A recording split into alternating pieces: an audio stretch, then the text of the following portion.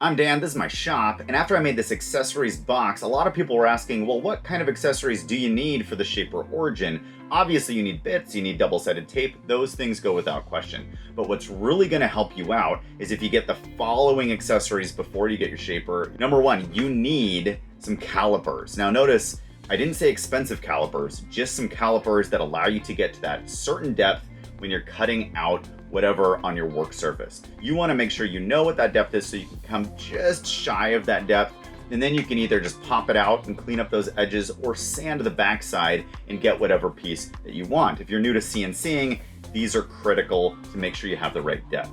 Now the next one on the list is probably something you won't have to go out and buy because you'll probably have it already if you're that into woodworking that you bought a Shaper Origin, and that's just making sure you have some pens or chalk pencils that are the opposite color of the wood you're working with.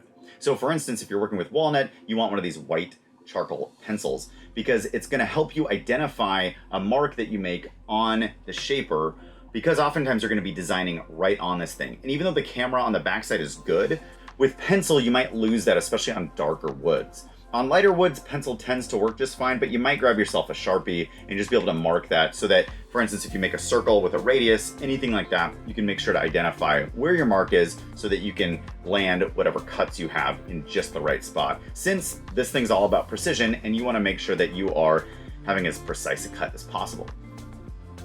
Our next thing is you want to get one of these pry bars, these really small ones. Now this comes in a 3-pack from Dasco Pro. When you use your double-sided tape, especially if you're on the workstation or if you're just on a surface like this double-sided tape works really well. It is X-fasten and it holds it really tight. And unless you have the strength of Zeus, you want to have some kind of pry bar to knock it up. These things come in a 3-pack. You get a small one, a medium one, and a large one.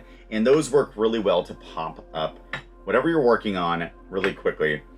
Lastly, and this is not required, I would recommend you get some kind of Bluetooth manual remote start for your shop vac or whatever vacuum you're using. I have a Festool vacuum, and it's one of the older versions that didn't have Bluetooth already built into them. So this thing just loops around the end of the hose, and you can turn it on and off via this little trigger.